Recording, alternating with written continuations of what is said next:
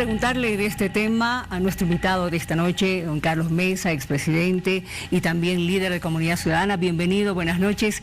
¿Qué le parece esa hoja de ruta que ha planteado hoy el presidente Arce? Muy buenas noches, Miriam. Muchísimas gracias por la invitación.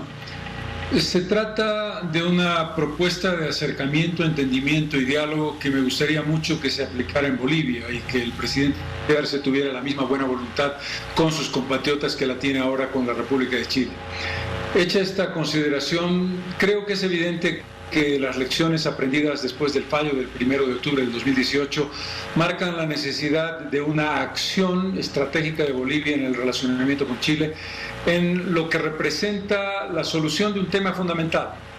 Hay que coincidir en la lógica de que Bolivia no ceja ni cejará nunca, como dijo Daniel Sánchez Bustamante, en la reivindicación de una salida soberana al Océano Pacífico. Estamos en una etapa distinta en la que los elementos del libre tránsito, de la complementariedad económica y la posibilidad de establecer una hoja de ruta, no hay que olvidar el tema pendiente del Silala, son necesarios. No sé si en el marco de construir una relación para ir a relaciones diplomáticas directamente, pero sí evidentemente son momentos distintos en los que hay temas pendientes que son fundamentales para nuestras relaciones comerciales, para nuestro transporte internacional y para nuestras fronteras. Es evidente lo que usted dice, el tema del Silala, que también está pendiente, no es solamente el tema marítimo. ¿Cuál debería ser el siguiente paso que debería tomar nuestro país justamente para ver en qué queda todo este asunto de las aguas del Silala, una deuda histórica, en fin, ¿qué se debería hacer, don Carlos? El contexto es complicado, Miriam, porque, como tú sabes, Chile le ha abierto un proceso internacional en la Corte Internacional de Justicia de Bolivia sobre el tema del Silala. Y en este momento el proceso está congelado, quiero decir, no está avanzando porque hubo un incidente que presentó Chile al que Bolivia no ha respondido todavía. Hay una postergación por los conflictos que vivió Chile y la circunstancia política tan compleja que vivió Bolivia. Por lo tanto, hay un camino a recorrer todavía en la Corte Internacional de Justicia. No conozco los detalles de los documentos de Bolivia, cuáles son sus contenidos ni sus alegatos, por lo tanto es muy difícil para mí hacer un juicio de valor, pero da la impresión de que tiene su complejidad, sobre todo por lo que pudieran ser informes técnicos subterráneos de lo que significan las aguas manantiales del Silala. Es un tema del cual pronunciarse es complicado sobre su resultado, aunque efectivamente nuestra lógica es que se trata de una deuda histórica, como tú bien lo has mencionado. Y le agradezco mucho por su comentario con relación a este tema. Cuando habla el presidente Arce de buena vecindad, usted dice ojalá tuviera la misma intención con lo que está pasando en este momento en Bolivia. Don Carlos, ¿usted se considera un perseguido político? Cualquier ciudadano que expresa ideas de oposición al gobierno potencialmente puede estar preocupado. Hemos recibido señales que indican que eventualmente nos podrían llamar a declarar sobre ese invento, esa realidad paralela, esa mentira que definen de manera graciosa y arbitraria como golpe de Estado. En ese contexto podría ocurrir que se me convoque y podría ocurrir cualquier cosa, que pase de testigo a sindicado y sindicado a imputado, pero en este contexto lo que me importa es que hay persecución judicial, hay judicialización de la política y hay un uso arbitrario del Ministerio Público en favor de los intereses del Poder Ejecutivo, que utiliza al Ministerio Público, a la Fiscalía, como un martillo de persecución contra la oposición. En ese sentido, don Carlos, es evidente lo que usted dice, ¿no? Todavía se está hablando y si usted recuerda el año pasado lo habíamos comentado, ¿no? Porque a nivel internacional también había una parte que decía fraude y la otra parte que continuaba con la temática del golpe. Y en esto hay que retroceder nomás, sin lugar a dudas, a lo que pasó justamente en aquellos días del 9 al 12 de noviembre, que es lo que están intentando averiguar, investigar, el tema de la línea sucesoria, que algunos dicen estuvo bien, otros que no. Le quiero consultar a usted porque dentro de esa reunión se había conversado de que se tomó en cuenta la declaratoria del 2001, ¿verdad?, con relación al tema de vacío de poder. ¿Por qué se tomó en cuenta justamente aquello teniendo nosotros desde el 2010 una nueva constitución política? No tiene que ver en absoluto el cambio de la Constitución con un criterio vinculado a la sucesión constitucional.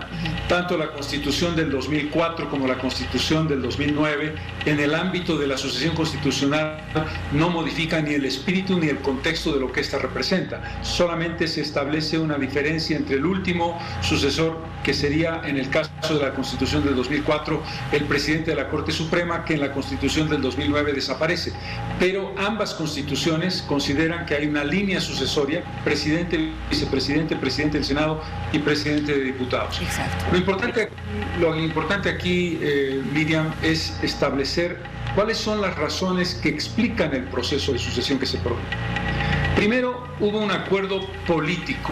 Lo ha declarado públicamente doña Adriana Salvatierra cuando, meses después de su renuncia, dijo: hicimos un acuerdo político con el presidente Morales de renunciar tanto el presidente, el vicepresidente como la presidenta del Senado y el presidente de diputados para definir un vacío constitucional. Ese vacío constitucional parecía impedir la posibilidad de que la Constitución se aplicara. Lo que se olvidó Morales, porque no tiene un conocimiento del tema constitucional, es que hay un reglamento del Senado. El reglamento del Senado es muy claro y transparente. Dice: en caso de renuncia del presidente del Senado y en caso de renuncia del primer vicepresidente del Senado, lo que ocurrió, le toca automáticamente, ipso facto, automáticamente, la presidencia del Senado a la segunda vicepresidenta del Senado, en este caso, doña Yanine Áñez. Eso lo dice el reglamento del Senado. Lo que quiere decir algo muy importante: Yanine Áñez no se autoproclamó presidenta del Senado. Le correspondía de acuerdo a la letra estricta y específica del reglamento de los senadores. Una vez que esto se entiende, al ser ella presidenta del Senado por ausencia de la presidenta y del primer vicepresidente, le toca la sucesión constitucional automáticamente. Aparece ella como presidenta legítima del Senado y le corresponde la presidencia del Estado. El otro elemento importante: la declaración 003-2001 es muy específica y muy clara. Dice dos cosas: la sucesión constitucional es automática, porque no puede producirse vacío de poder. En ningún país donde hay una constitución y hay una democracia puede haber un minuto de vacío de poder. Primer criterio. Segundo criterio: establece claramente que no es necesaria ninguna acción formal, ni reunión de asamblea legislativa, ni resolución congresal que nombre al nuevo presidente. Esa sucesión es automática. Por esa segunda razón se aplica la Declaración Constitucional 003-2001 y legítimamente, sin necesidad de reunión ni quórum de la Asamblea Legislativa, la señora Yanine Áñez es presidenta sin ninguna discusión de carácter constitucional. Muy bien, don Carlos. Ayer don Iván Arias nos decía: ya no echemos más leña al fuego, decía él. Porque evidentemente le está pasando otra situación. Hoy también ha ido a la Fiscalía a presentarse ante otra denuncia. Pero él decía que nos estamos manejando mucho por el odio de un lado y de otro lado. ¿Qué opinión tiene usted de esto? Primero, congratularme del hecho de que Iván Arias, después de haber declarado en la Fiscalía, haya salido en libertad. Independientemente de si el proceso continúa o no, se ha frenado, gracias a la movilización popular, gracias al respaldo que se le ha dado a Iván Arias como alcalde electo de la ciudad de La Paz, la posibilidad de que se produjera un golpe, realmente un golpe verdadero de carácter municipal. Con relación a la reflexión de Iván, la comparto plenamente. Creo que es un imperativo el terminar con la polarización y el iniciar la reconciliación.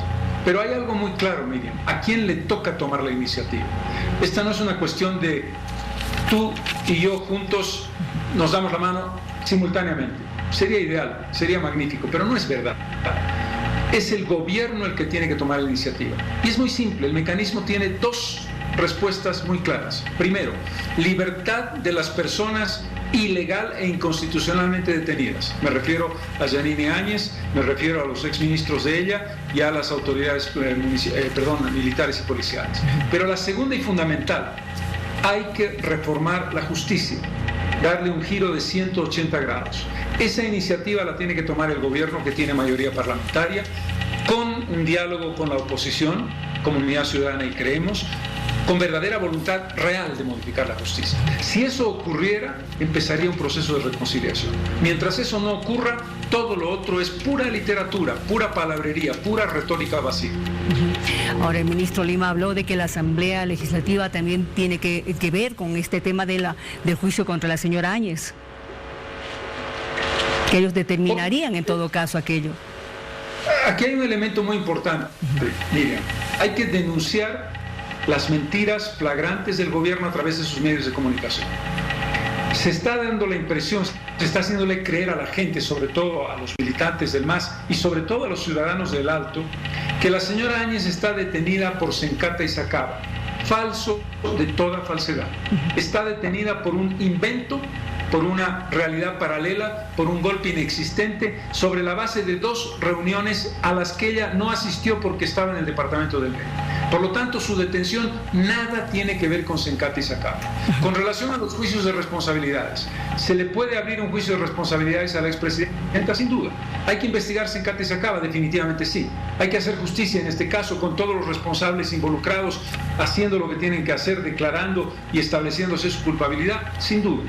Pero con esta justicia no basta con abrir un juicio de responsabilidades, no basta con los 2 tercios, porque quien juzga es el Tribunal Supremo de Justicia, no la Asamblea Legislativa. La Asamblea da lugar a que el juicio se lleve a cabo, pero quien juzga es esta justicia podrida, completamente comprada, completamente controlada por el Poder Ejecutivo. Eso no puede ser. No podemos estar en la lógica de juzgar a nadie con una justicia y un ministerio público como los que tenemos.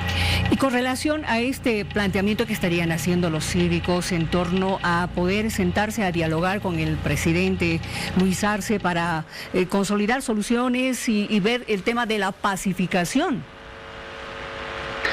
Nosotros, más que nadie, siempre, por trayectoria de vida, por experiencia y por vocación, creemos en el diálogo. Lo proponemos y aceptamos el diálogo, siempre y cuando haya buena fe y siempre y cuando hayan señales claras en una determinada dirección. Sentarse a hablar por hablar no tiene sentido. ¿Qué quiero decir con esto? Si la propuesta de diálogo parte de la premisa de resolver las ilegalidades que se han cometido en las últimas 2 semanas y parte de la premisa de que hay una disposición real de una modificación de la justicia y del Ministerio Público, nosotros somos los primeros en estar en la línea de ir a un diálogo de esa naturaleza sobre esas bases concretas. Sobre esas bases concretas. ¿Y qué pasa con los cívicos? Yo creo que la iniciativa de los cívicos será equivalente. Primero, destaco muchísimo la voluntad de diálogo, la voluntad de reconciliación y la voluntad de movilización democrática y pacífica. Yo no voy a estar nunca en contra de quien propone diálogo y de quien propone acercamiento para resolver una crisis que ha sido provocada por el gobierno. Me confundiría gravemente y, por supuesto, toda esa iniciativa goza de nuestro apoyo, pero nuestra propuesta, nuestra sugerencia es que ese diálogo esté basado en algunas premisas mínimas que sean las que nos conduzcan a una solución para que no se quede simplemente en retórica vacía. Ahora, el asunto dentro de esta posibilidad de diálogo sería que todos realmente dejen de estirar la soga, como se dice, pero sí estén dispuestos a poder concretar y llegar a algo. También en medio de un diálogo alguien tiene que ceder, ¿no es cierto? Quizás muchos tengan que ceder. ¿Qué dice usted de esto, don Carlos? Aquí hay un elemento muy importante, Miriam. Yo entiendo tu pregunta como periodista, el concepto de escucha una parte y escucha la otra, porque esa es tu obligación periodística y te felicito por ello. Pero aquí tenemos que ser absolutamente claros. Nadie en la oposición provocó violencia, ni generó ilegalidades, ni determinó acciones que vulneraran la Constitución y la norma en las últimas 2 semanas. El único responsable en medio de un proceso electoral que no ha terminado de generar violencia con allanamientos ilegales, con vulneración de los derechos ciudadanos de la expresidenta y los exministros de Estado y los militares y policías, ha sido el gobierno nacional. Por lo tanto, no es equivalente, no es que hayan 2 fuerzas que hayan chocado, una haciendo una cosa y la otra haciendo la otra de manera agresiva, no, ha sido unilateral la acción arbitraria del gobierno. Esto hay que subrayarlo para que no se plantee esto como una confrontación entre partes agresivas mutuamente. No, el gobierno agredió gratuitamente y sin fundamento alguno, porque la acusación carece de fundamento. Si estuviéramos hablando de una acusación justa sobre un tema real, no te discutiría. Pero aquí hay una acusación falsa con un proceso inconstitucional e ilegal. En consecuencia, la voluntad de diálogo de nuestra parte existe, siempre ha existido. Pero no nos confundamos. Quien tiene que no ceder, quien tiene que cambiar de actitud, quien tiene que decir: freno lo que estoy haciendo, voy a entrar en una actitud razonable y voy a discutir cosas que son necesarias como el cambio de la justicia, es el gobierno. La iniciativa del proceso de reconciliación y de diálogo le toca exclusivamente al gobierno. Una vez que el gobierno te diga: esta es mi voluntad, estoy seguro de que la oposición estará abierta a decir de acuerdo, pero no le pidan a la oposición lo que no puede hacer. La oposición no tiene armas para poner en la mesa para decir: yo retiro lo que estoy haciendo, porque no estamos haciendo nada en el sentido de vulnerar la ley, hacer violencia, generar obstrucción de la justicia, ni nada que se le parezca. ¿Usted considera que la Iglesia Católica debería también sentarse en esa mesa de diálogo? Para nosotros, la experiencia de lo que fue la iniciativa de la Iglesia Católica, la Unión Europea y el Gobierno de España el 11 y 12 de noviembre del año 2019 es una muestra de una voluntad real de buscar pacificación, de buscar la solución política a los problemas políticos. Históricamente la Iglesia Católica ha tenido esa actitud permanentemente y en consecuencia creo que la Iglesia Católica puede ayudar a un diálogo siempre y cuando las partes lo acepten. Nosotros, por supuesto, tenemos la experiencia positiva y lo aceptamos. No sé si el gobierno hará lo mismo. Muy bien. Me llamó la atención hace algunos días cuando usted habló de recuperar el espíritu del 21F, cuando justamente se produjeron las detenciones o las aprehensiones, para decirlo correctamente, de la señora Áñez y dos de sus exministros. Sí, efectivamente. Y la prueba de que eso fue muy importante se produjo pocas horas después. Yo hablé del tema del espíritu del 21 de febrero el sábado y el día lunes, sobre todo en Santa Cruz de la Sierra, pero también en Cochabamba, en La Paz y en otras ciudades, se produjeron movilizaciones ciudadanas pacíficas y democráticas para expresar la protesta por una arbitrariedad, para expresar que la defensa de los valores democráticos, que fueron los elementos fundamentales del alma que impulsó la movilización en contra de la burla que hizo Evo Morales del referéndum del 21 de febrero. Me gustaría escuchar algún criterio suyo con relación a estas elecciones subnacionales.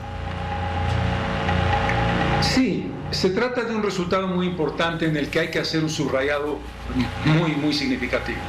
Cuando tengamos el mapa de Bolivia coloreado, el ciudadano se va a sorprender porque va a mirar un mapa mayoritariamente azul. Esa es la visión del resultado geográfico. Probablemente el MAS va a ganar en 150, 200, 250 municipios. Lo que interesa son las personas. El 75% de los bolivianos vivimos en ciudades, en las 9 capitales de departamento y el Alto. Y ahí el MAS ha sufrido una gigantesca derrota. El triunfo de la oposición ha sido incuestionable en términos demográficos, es decir, en aquellos lugares donde vive el 75% de los bolivianos, el MAS ha perdido. Eso va a parecer pequeñito en el mapa porque La Paz es un puntito, Santa Cruz un puntito, Cochabamba un puntito, pero esos puntitos sumados son el 75% de la población boliviana. A ver si logramos conversar más adelante, en otra oportunidad con relación a esto. A ver, terminaremos de ver los resultados de la segunda vuelta y podríamos conversar, don Carlos. Gracias por esta oportunidad. No, por el contrario, el agradecido soy yo, Miriam. Muchas gracias y muy buenas noches.